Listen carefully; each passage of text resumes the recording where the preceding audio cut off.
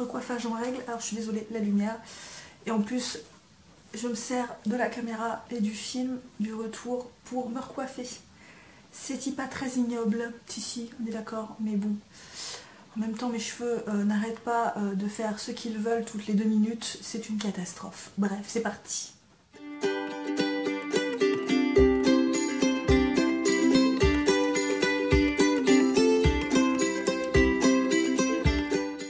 Salut tout le monde, aujourd'hui on se retrouve pour une nouvelle vidéo qui sera un point lecture. J'ai 4 romans à vous présenter, comme d'habitude ces 4 romans sont en retard. Hein. Tant qu'à faire, on va continuer les bonnes vieilles habitudes du retard, sachant que certains de ces romans ont été lus soit toute fin décembre, soit tout début janvier. Et on entame la 3e semaine de février. Voilà, quand je vous disais que j'étais encore très en retard, savoir que j'ai encore de l'avance pour vous tourner un point lecture et le bilan du Cold Winter Challenge, si je me trompe pas. Voilà, mais en tout cas j'ai de l'avance, hein. De toute façon, vous me connaissez, je n'arrive pas à rattraper mon retard, c'est une catastrophe. Bref, on va arrêter de tergiverser et on commence tout de suite. Je commence donc du coup par une romance MM et un format électronique. Il s'agit de À la dérive de Riceford, publié chez Rainbow, je crois. Ou les éditions Bookmark, je ne sais plus.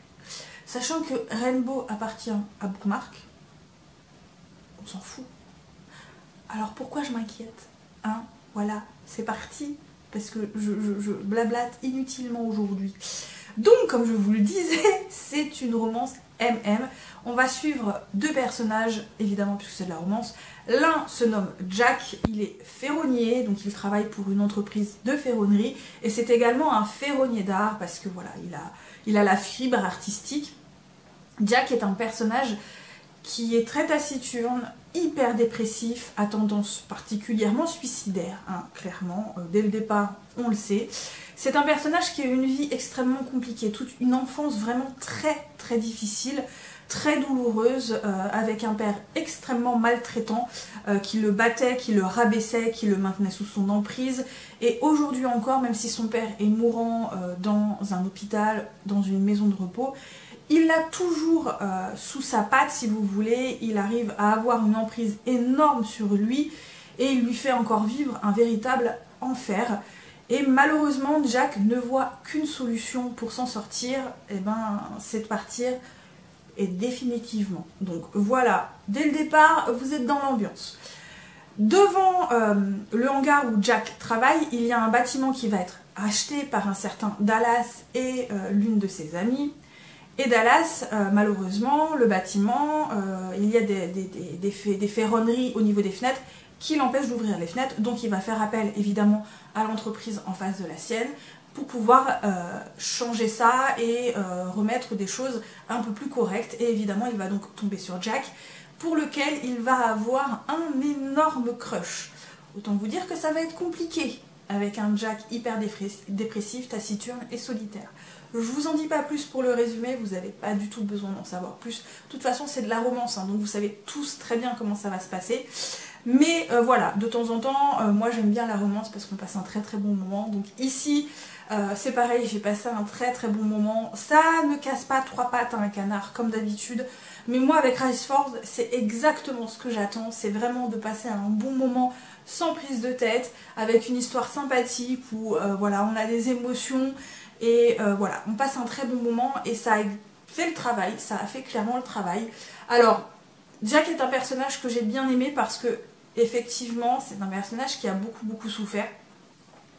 Et comme vous le savez, moi j'aime la souffritude dans ce genre de roman, hein, clairement. J'aime quand les personnages souffrent un max avant de trouver le bonheur. Voilà, j'aime quand il souffre à max. Et là, Jack, c'est vraiment un personnage en souffrance. Dallas va essayer par tous les moyens de le ramener à la lumière, de le ramener à la vie, entre guillemets. Ça va être très compliqué parce que Jack est un personnage extrêmement renfermé qui ne va pas se dévoiler aussi facilement que ça. Et petit à petit, quand il va vraiment tomber sous le charme de Dallas, qu'il va se dévoiler petit à petit, Dallas n'a qu'une envie, c'est d'aller buter le père, quoi. Donc voilà, c'est un roman très simple. Traduction basique, il n'y a rien d'extraordinaire. Le roman n'a rien d'extraordinaire, mais moi franchement j'ai passé un super bon moment, on passe vraiment un moment très agréable. J'ai adoré voir Jack revenir à la vie, j'ai adoré voir l'évolution de la relation entre Jack et Dallas. Dallas, ce personnage extrêmement pétillant avec sa meilleure amie qui est encore complètement déjantée. Voilà, ils sont vraiment vivants, vraiment très pétillants. Et c'était vraiment très agréable de voir ces deux contrastes et Jack être finalement littéralement enveloppé dans cette espèce de lumière et de cette espèce de joie de vivre qui vont finalement l'aider à faire table rase du passé, à sortir de l'emprise de son père et à reprendre une vie normale et à être aimé surtout. Et franchement, moi c'est ce que je voulais dans cette lecture et j'ai adoré. Je continue par quelque chose de totalement différent avec un post-apocalyptique, Yesterday's Gone, donc le premier tome, donc le jour où le monde se réveilla désert de Sean Platt et David Wright, donc ici c'est aux éditions Françoisir. J'étais très curieuse de ce post-apocalyptique, j'ai passé un bon moment, mais il n'y a rien de vraiment extraordinaire dedans je trouve. Alors ici on va suivre plusieurs personnages, chacun de ces personnages va se réveiller chez lui, ou là où il s'endort, et malheureusement quand il se réveille, tout le monde a disparu. C'est-à-dire que 99% de la population humaine disparaît et il ne reste plus qu'1%. Malheureusement, non seulement ils vont se réveiller dans des villes complètement désertes, ou pratiquement désertes, mais en plus il y a des choses complètement étranges qui vont avoir lieu, alors notamment des espèces de bâtiments qui vont disparaître sans réellement disparaître. On va voir comme des espèces de mirages, des choses voilà, qui vont complètement disparaître, qui étaient là mais qui n'existent plus, des espèces de choses qui vont, comme des bombes qui ont explosé. Il va également y avoir des espèces de créatures qui chassent les humains et qui les blottent. Alors ces petites choses étranges, on ne sait pas trop ce que c'est. C'est vaguement humain, mais on ne sait pas trop. Et donc on va suivre tous ces personnages qui vont tenter de survivre dans ce nouveau monde où il n'y a plus personne et où tout est extrêmement dangereux. Alors je vous en dis pas plus. Je crois qu'on suit 5 ou 6 personnages, mais je vous avoue que ça m'a pas posé problème là dans ce roman de voir, de lire un roman où il y a vraiment plusieurs personnages, comme on appelle ça un roman choral je crois. Ça m'a pas dérangé parce que je trouvais que c'était bien défini, bien écrit, et vraiment ouais, j'ai bien aimé ce côté là de voir tous ces personnages dépatouillés dans différents endroits du pays. Il y a des gens plutôt cool, des gens pas cool du tout, hein, puisqu'on suit même un meurtrier. Mais malgré tout, je trouve que il n'y a rien de vraiment original. Voilà. J'ai pas trouvé ce roman particulièrement original. C'est du déjà vu. Pour moi, c'est du déjà vu. J'ai déjà vu ce genre de choses, que ce soit en film ou en roman. Hein, mais voilà, j'ai pas trouvé que ça cassait 3 pattes à un canard. C'était sympathique, on passe un bon moment, ça se lit très très vite. Il y a quand même du suspense. On se demande ce qui va leur arriver, qu'est-ce que c'est que toutes ces choses. Voilà, c'était agréable. Mais sans plus. Voilà, j'ai bien aimé. Je lirai la suite si je le trouve d'occasion. Parce que je trouve quand même que pour un format poche, 9 € c'est cher. Surtout qu'ils sont pas gros. Hein. Mais en neuf, ils sont à 9 €. Donc voilà, donc si je le trouve d'occasion, oui. Mais sinon, ça fera pas partie de mes priorités. Je continue du coup par le tome 4 de T. Zane, donc ici Émeute à Baltimore de Madeleine Urbain et Abigail Roux. Le tome 4 est encore publié aux éditions Rainbow et je crois que c'est à partir du tome... Non, Dream Spinner Press celui-là, pardon, je vais pas y arriver. Je crois que c'est à partir du tome 5 que il faudrait que je regarde dans ma bibliothèque. Ils sont publiés chez Rainbow, puisque Dream Spinner Press avait arrêté de publier la saga et ça avait été repris chez Rainbow. Donc ça c'était la petite info inutile de ce point lecture. Donc ici on retrouve T et Zane dans cette relation qui continue d'évoluer. Malheureusement pour eux, à Baltimore, il se trouve qu'il y a un poseur de bombes qui a envie de tout faire péter. Voilà. Je ne vous en dis pas plus, c'est pas la peine, franchement, il n'y a pas besoin d'en savoir plus pour ça. Alors, j'ai beaucoup moins aimé ce tome 4 que les tomes 2 et 3. Tout simplement parce que j'y ai pas retrouvé l'équilibre que les auteurs avaient réussi à intégrer dans les 2 tomes précédents. Ici, on va s'arrêter plus sur la relation de Ti et Zen, une relation que j'ai beaucoup aimée. Ça, je ne retire pas aux auteurs que la relation est vraiment extrêmement bien foutue, puisque ici, on n'est pas dans une relation où tout est rose bonbon.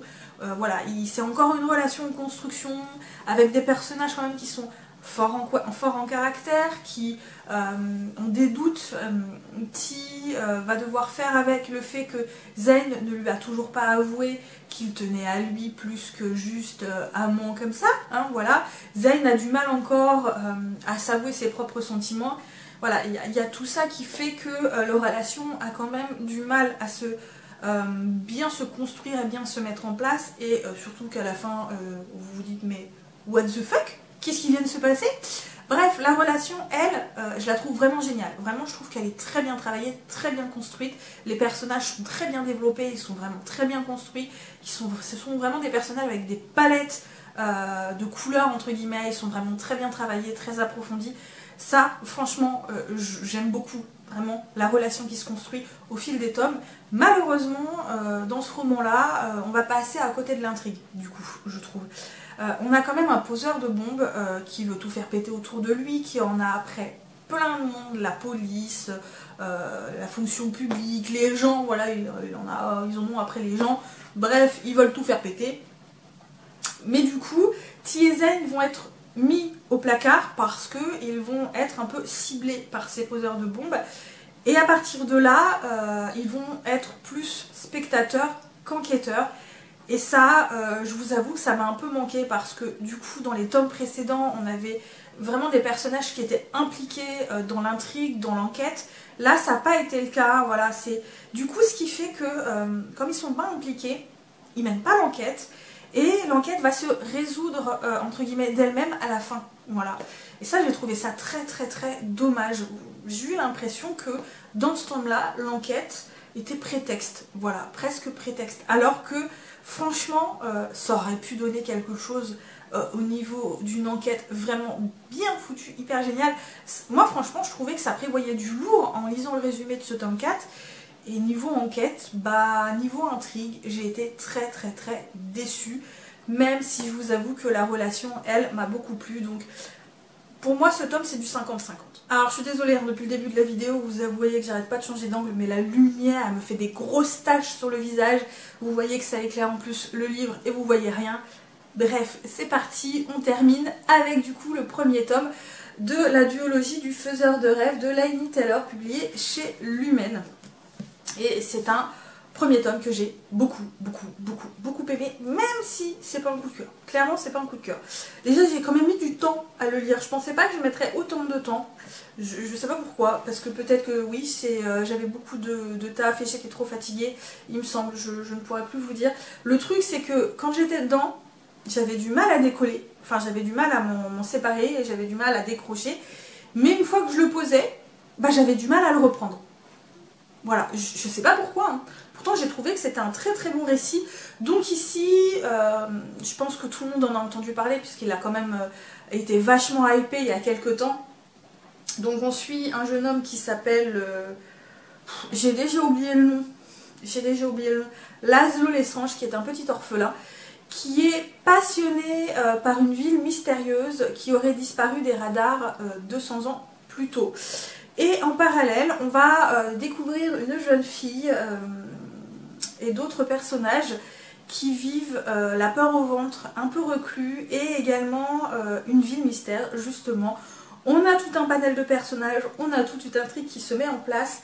Je vous avoue que c'est difficile à résumer. Je trouve que c'est difficile à résumer parce qu'il y a tellement de choses qui se passent, l'intrigue est tellement bien foutue, l'intrigue est hyper originale. J'ai vraiment aimé.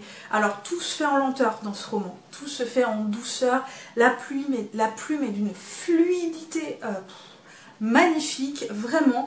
Les personnages sont hyper intéressants, sont hyper intrigants. Il y a une relation qui va se nouer entre Laszlo et un autre personnage que j'ai trouvé absolument magnifique, mais vraiment c'est une romance, mais elle est extrêmement belle cette romance, elle est tout en pudeur, tout en sensualité, tout en douceur, tout en découverte.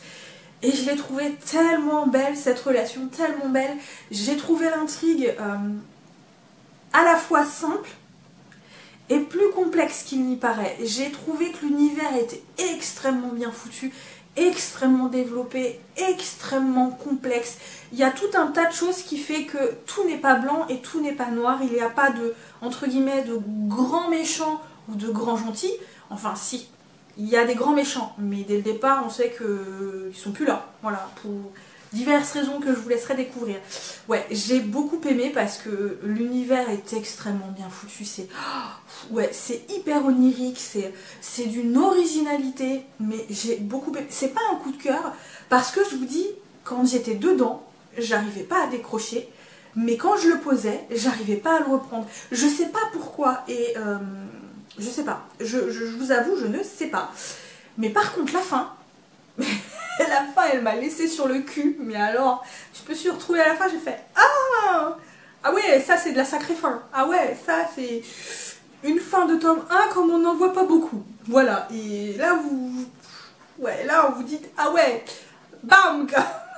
Voilà, du coup c'est aussi pour ça que je me suis acheté le tome 2 très rapidement, parce que je vais pas trop faire tarder cette saga, parce que la fin m'a clouée. Voilà, la fin m'a clouée. Mais je peux comprendre que il y en a qui n'aient pas aimé. Je peux le comprendre parce qu'il y a quelque chose de particulièrement onirique.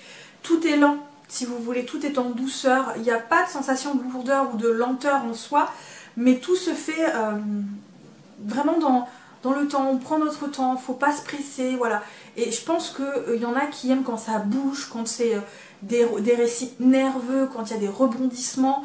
Là c'est le cas, mais c'est pas vraiment des rebondissements où tout explose de partout, où vite tout est dans la vitesse, dans l'énergie, c'est pas le cas ici. Je peux comprendre que ça puisse pas plaire, mais moi, personnellement, j'ai aimé. Voilà, c'est pas un coup de cœur, mais j'ai aimé. Vraiment, j'ai trouvé que ce roman était d'une originalité, d'une très très belle originalité, d'une très très belle plume, d'un univers extrêmement riche, extrêmement complexe, des personnages hyper bien foutus. Et vraiment, l'ensemble est vraiment génial.